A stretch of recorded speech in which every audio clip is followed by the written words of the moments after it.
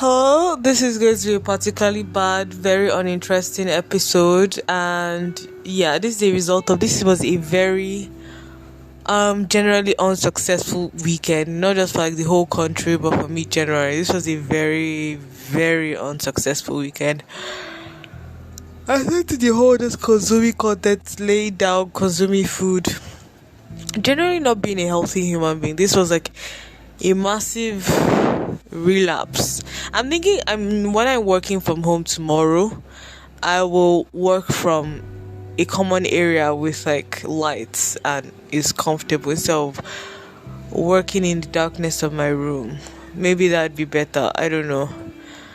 I'm not tired. But the thing is that the fact that I now have like 2 days work from home, it allows me to get through the week so much faster and convenient, and like because like I'm just like, oh, I only have to face through the horrors and vigors of Lagos 3 times a week. 3 times a week, even though I feel like the work from home days are a bit too close together, but yeah. So this weekend hasn't been very successful. I did try my corporate grind set, but like you work with people, so I'm going to like intensify follow up because like the month of March has like easily finished. And the thing about being an adult is that like time is running very, very fast, and if you're not paying attention to reality, like everything just blurs and becomes like rubbish. So I feel like I should switch up my workout routine this week, but like maybe not go to the gym for a week. I just will run from point A to point B. But the thing is, I don't know, like the whole public movement is like vibes. Yes, it was an unsuccessful weekend, but I did have my Sunday walk. I did like do a replacement for my Saturday gym session because I was like, we'll be fine. But my diet has been rubbish, like the kind of rubbish that has not been seen in a while. So I'm going to try to go to Hartley's on maybe Tuesday and get like Chinese ingredients and see what it is I can. Things I don't have energy, and I'm like, is it that I'm not eating enough? And I'm like, no, like even when I eat quote unquote enough, it's like I still don't have energy. So it's definitely not that. Is it that I'm not moving enough? It's definitely not that, because I'm making an effort to move.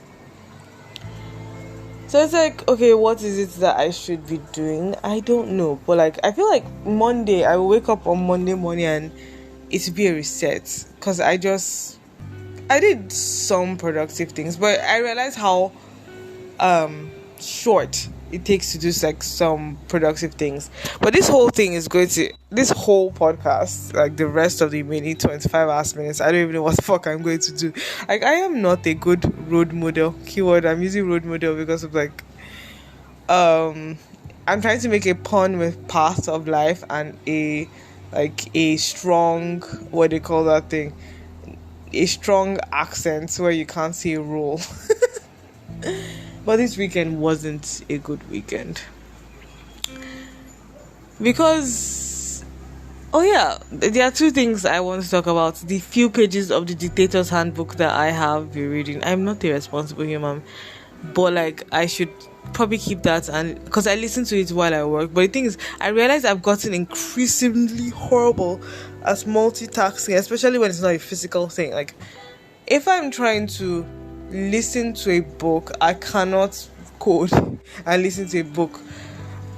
I can listen to music, but like it will just go straight into background noise when I'm trying to code. I cannot code and listen to a book. Like, so like my days of even remotely attempting to multitask are over. Like productively multitask. So it's like, but it's like there's something I generally struggle with as a human being. It's like you feel like a vibration of energy from your spine, but your limbs are so fucking lazy to actually like expend the energy. So you're a constant tight-lid bottle of energy. My diet this Sunday was terrible. But like this week has just been a bad week. But I'll be back to my vegetable fruit consuming ass next week as in tomorrow, and maybe I basically ate half a jar of oatmeal. I'll be fine. I'll be back to my vegetable fruit consuming human self. Do I want to? I think I want. Do I want to go light on carbs? Maybe not. Like just like go heavy on protein, just and veggies and oil.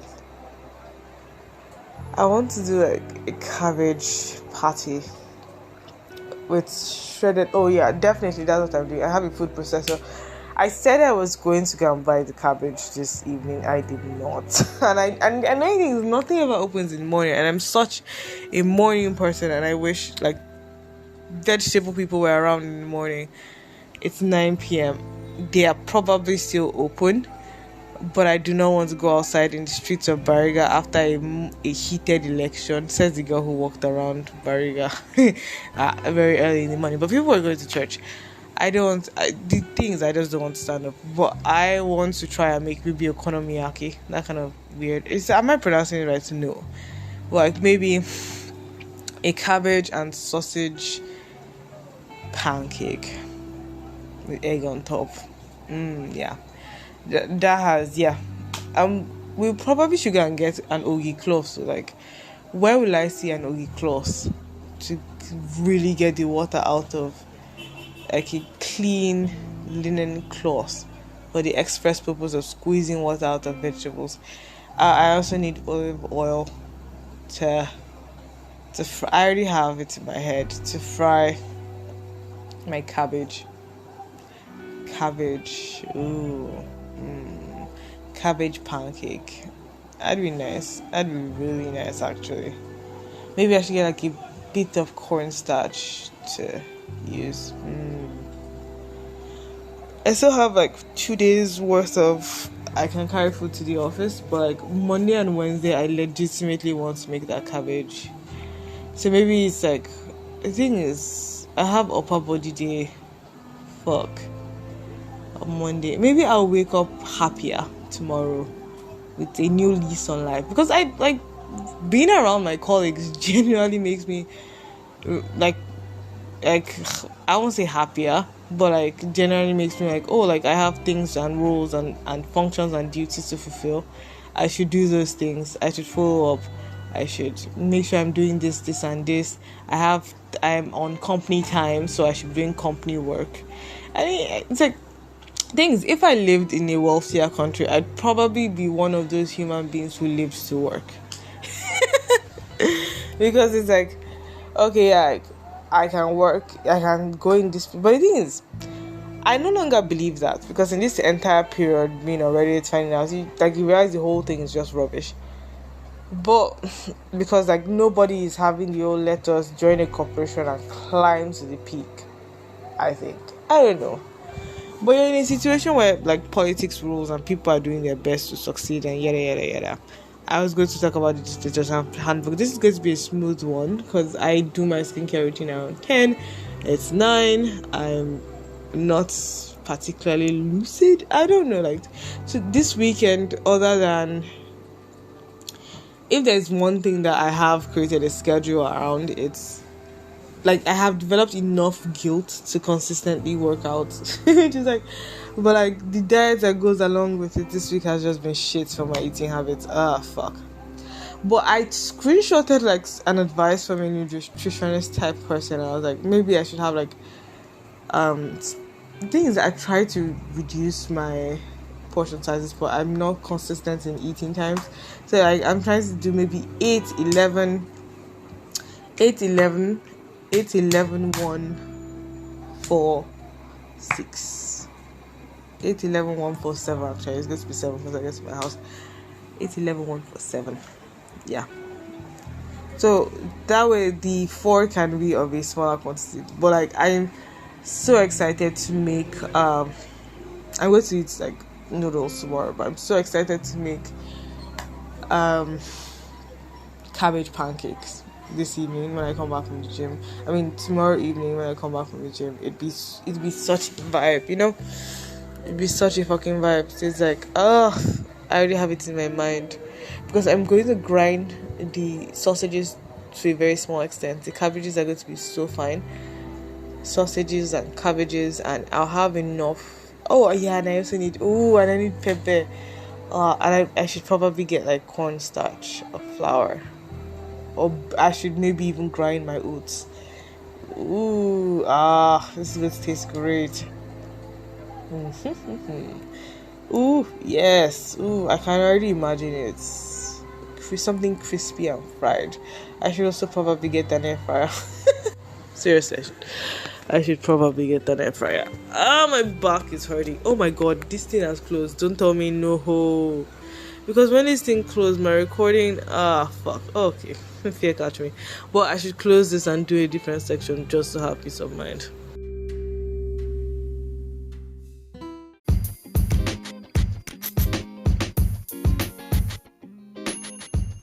Okay, now I'm finally going to talk about the dictator's handbook. Okay, the thing is, I constantly talk about rules for rulers and how that episode that's like CGP grade video kind of made me like give me like a certain level of peace about like, okay, like our country is getting to a level where they can't just depend on resources and you need people to be somewhat educated, somewhat connected, blah blah blah, and all sorts of actors. But like actually reading the dictators, I haven't finished the dictator's handbook. It's kind of making me kind of depressed as opposed to like the uplifting vibes. The thing is, CGP grade did touch on the whole people need resources and people need to do this and people need to do that and yada yada, and how like politics and power works, and greatly summarizes it. But what the dictator's handbook has introduced me to this context that dictators' motivations are, because CGP grade basically talks about the power structures and why politics is the way it is. But like what the dictator handbook has done, and that terrifies me, is that I used to believe that desiring power was the defining characteristics, and everybody who wanted power didn't truly believe in anything, that they wanted power for the sake of power. But what the dictator's handbook has put is that eventually you make choices, you have to do things that may be for the betterment of the nation, even though you're a malicious human being, or against the nation, even though you're trying to be a saint. Because in the end you find yourself having to have multiple behaviors based on the factors that are around you.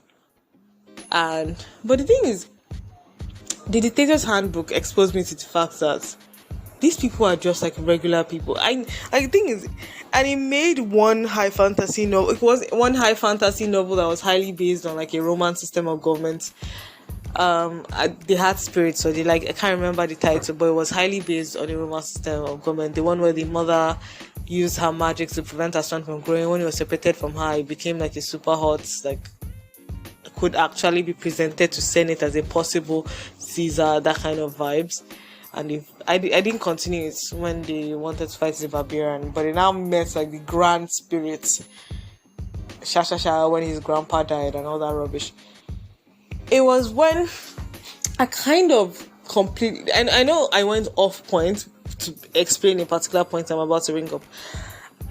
A line in that book where a woman who had great political power caused the death of thousands, did it because the prince did not want to marry her. He desired a lonely village girl. And I was like, that chalks it up to nonsense. There's no way a woman with that much power could just be used for the fact that, her childhood love interest did not like her as a reason to cause so much misery, suffering, and havoc.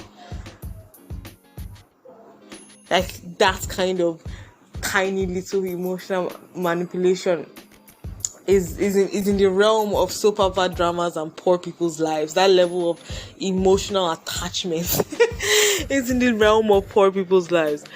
But what the dictator's handbook has pointed out to me is that you should never, in his opinion or in their opinion, I think there are two writers, you shouldn't look at it as what this nation wants, or like this person's cold and calculating, because I found myself ascribing to the halo effect, like just because somebody's a powerful orator, or in this case this person knows how to capture power doesn't mean, one, that they will know how to keep power, because, but oftentimes it goes hand in hand. Doesn't mean, two, that they would know how to govern in a manner that is effective for the majority of people, while also keeping the loyalty of their keys. And that terrified me to the bone, especially considering the kind of state elections we just had. That people can have genuinely unintelligent takes. Keyword, I'm using unintelligent because I'm using the whole prospect of a random middle class human being who thinks she's more interesting than she actually is. But like, they have, I don't even want to use the word unintelligent. There's genuinely bigoted beliefs, truly bigoted beliefs, but they are capable of seizing power, and they know how to keep power. Some people are capable of seizing power, but they can keep power, and governing well and having a long-term outlook for maximizing wealth, because obviously the amount of wealth stolen by people from productive nations is massive in comparison to what a despotic dictator in a third world country can do. It is massive in comparison. It's just because they realize like the importance of certain working systems, but that doesn't mean that other people who are seeking for power do want that certain working systems, especially when there is no room for no room for technological growth, where they do not desire technological growth, they just desire wealth. It is terrifying as fuck, because you now have to actively think of the people who became powerful. Yes, they knew how to rig an election, do voter intimidation, do whatever it is they knew how to do. But what if their optimal characteristic is just a hedonistic, sadistic despot? Because rules for ruler, the people are unimportant in the way of somebody who wants power.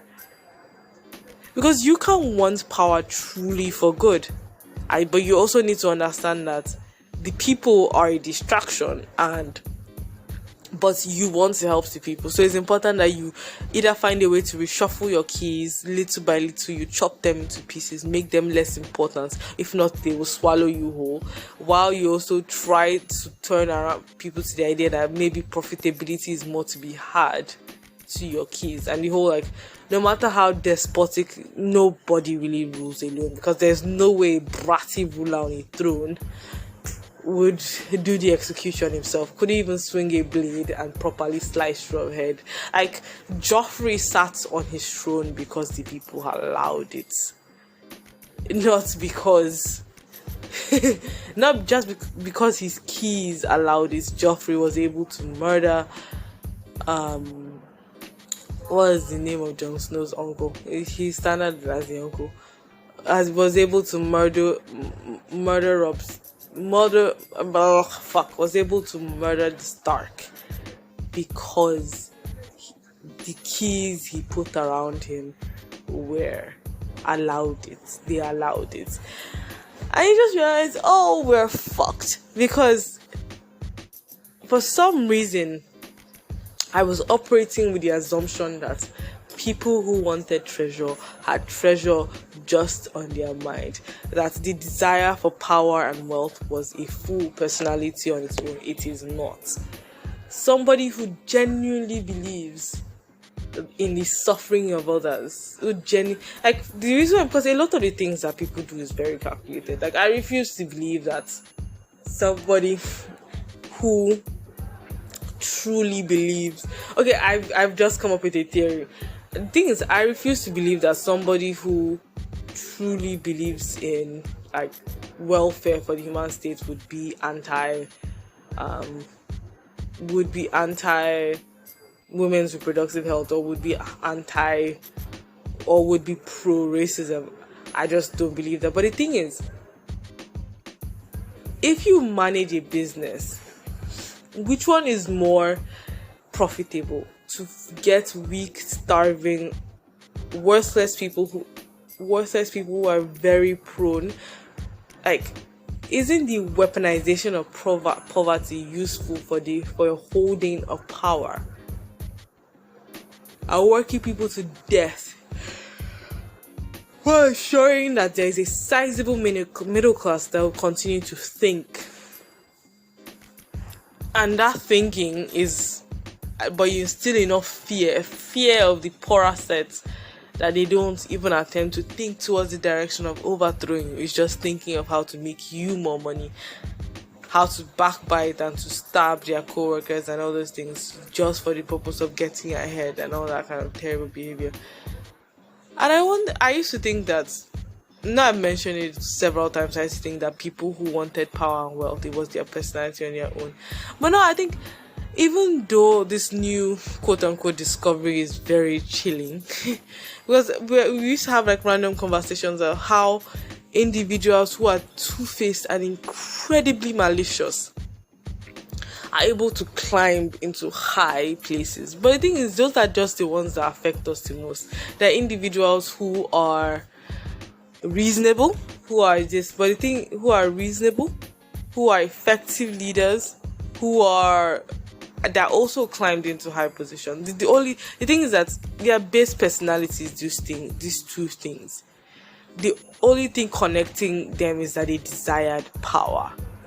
And it is terrifying. What if you had a vindictive, petty human being, but he knew how to acquire power, had how to retain power? Not necessarily how to govern, or how to create policies, or how to do planning, or how to run a city, or how to do none of that.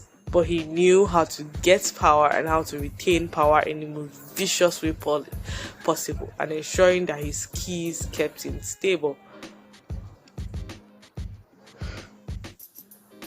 You honestly think that human being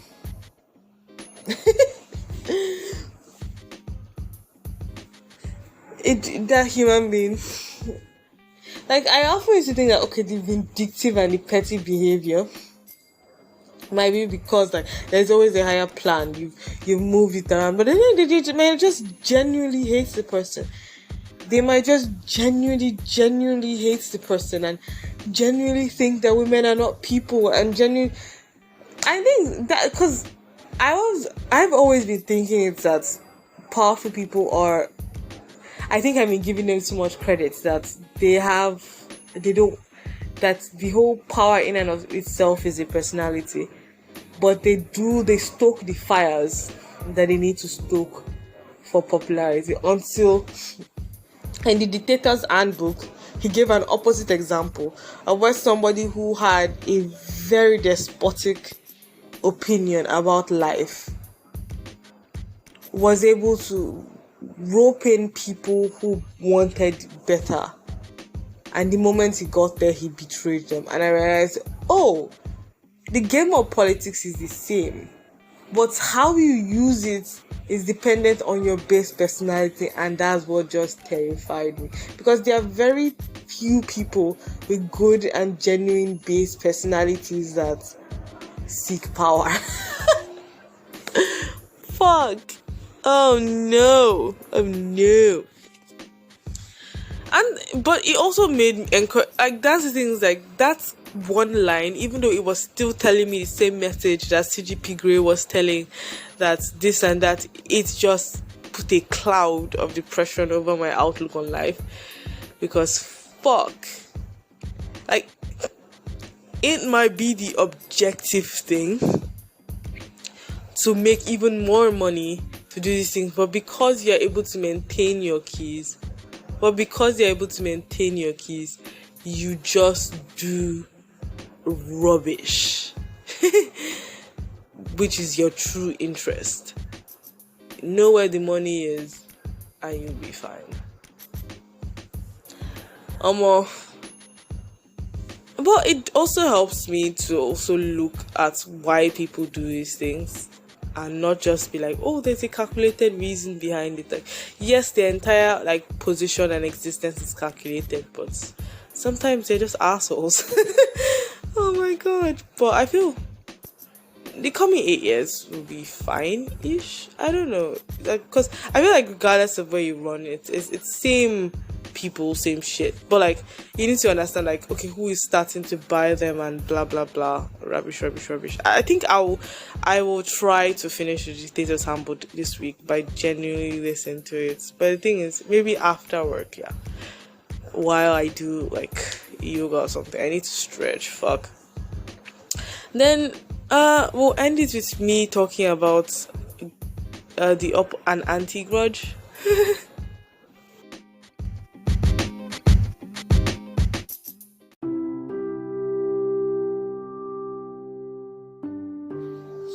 You know, I didn't do my hair.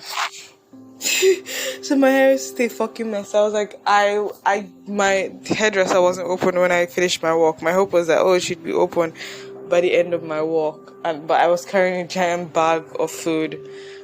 I don't know. She'd be open by the end of my walk. And she wasn't. So I didn't make my hair. I just spent the weekend. Oh, fuck, my hair is matted. I'm thinking of scraping everything again. But the end of this thing is this. I'm supposed to talk about, and this is the person that will go with brushed hair and with hair clips and look like a fancy office babe on Tuesday. Jesus, oh my god, ew. Anyway,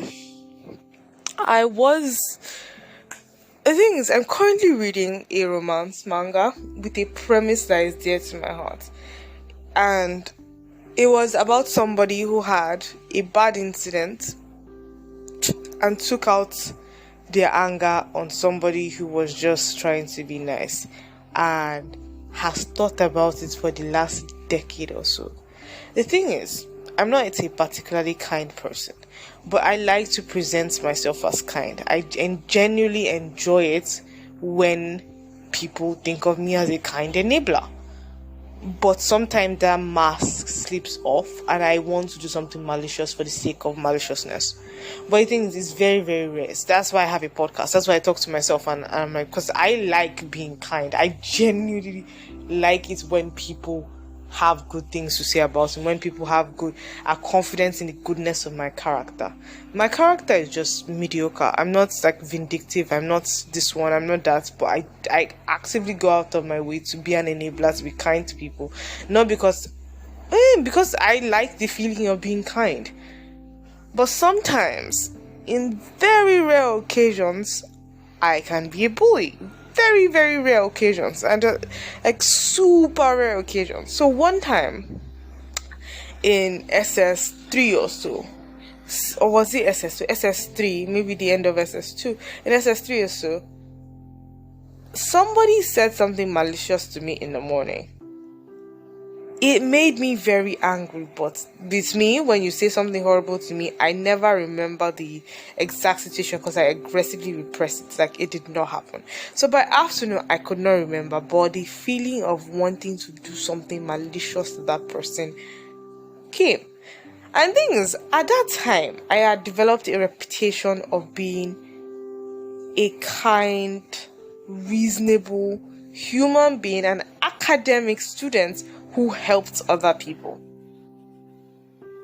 So this individual that I already had in mind came to meet me for help. And I said, and I quote, "You are already in SS3. I can't believe you don't know this." And everybody looked at me in shock.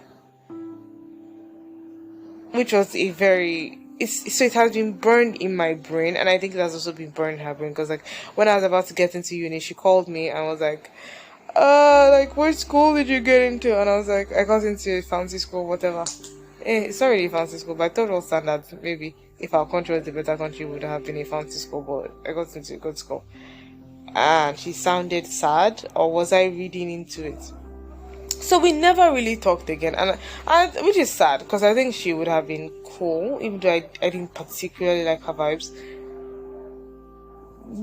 Fast forward a couple of years later, I still think about it, and I somehow keep tabs on her, and I'm happy for her for general vibes. But I'm like, that was very uncharacteristic of me. I am never mean, ever. I can be unconsciously malicious, And that thing is unconsciously, because like, I won't say I'm blunt. It's just I don't know where to stop in all this kind of like, because Nigerians have this aspect of being sarcastically kind or sarcastically cruel when they are joking around.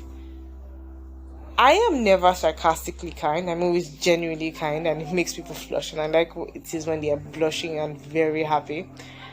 But when I'm trying to be sarcastically cruel, it doesn't come out well. So those are the moments where I unintentionally offend people, because I don't know how to do the sarcastically cruel thing. It just comes out as genuinely cruel, because I just say the negative points about this person when I go, and then I go ha ha ha. I'm not very good at joking. So, which is weird. I'm kind of happy for her, and I'm also confident the fact that my competitiveness has reduced, and which has also led to me, like throughout university, my competitiveness really reduced. It's like it tried to pop up when I entered into the workforce, because I wanted to shine and be blah blah blah, but it is down again back to like university base levels. But like I still think about it, like why was I mean? And I'm never mean, so it has stayed in my head, because like I'm just not mean to people. Like I even though it's like a hype and whatever, and I'm like, maybe I probably need therapy, and I'm coupled with the fact that I often stalk people. And I used to have this irrational fear in secondary school, which is also one of the things why I was never mean to people. That like a bully would be in a horrible place in their life, and you would be in a fantastic place. And because funny enough, I never saw myself as the victim or always the bully, so I tried to curate a nice personality for myself. So like this one incident where I was the malicious person, it's going to fucking haunt me, because I'm never mean. Okay, I do have an incident where another place where I was mean. The thing is, because my kindness may not necessarily is a curated personality, I may not necessarily be from my heart, but I like being kind. I genuinely like the effects of when you're kind to people, how their face lights up, the happiness, the vibes. But my impulsive thoughts are rather cruel. But like I oftentimes when presented with true choices, I will pick kindness as my number one option. But some days the impulsive and intrusive thoughts win. I wouldn't even call them impulsive, they're actually intrusive, because a lot of things I say, I am not genuinely malicious, because I know I've mentioned it where I was like in this podcast, I was like, I don't know, some fucked up things that you don't even think about the person. It's not as if you have this exact opinion about this person, but you just want to say it, just me. Well, I think I'll get over it. Like, we're adults living different lives, but the fact it was so very not characteristics of me to be mean haunts me till this day. The other one, I remember another incident where I was malicious, but it was like a casual thing and did not have to do with intelligence, which makes me feel particularly bad, because I do not like people questioning my intelligence. It makes me cry if anybody does that shit to me, especially when it's people that whose opinion I care about. But other than that, it's like, I'm a fabulous human being. Maybe I should probably figure out how to let go of guilt or something. Yeah. Guilt tinged with jealousy. I don't know, I should just try to be a better person. My life is very comfortable right now, but it could be even more comfortable. But for that, you need ambition. And I'm struggling to do that. Fuck. Not that I'm struggling for ambition. I can fantasize, I can be a good worker, I can do blah blah blah. But like, what is it that you really want? And go after it. Well, it has been a personal code of conduct. Have a productive week.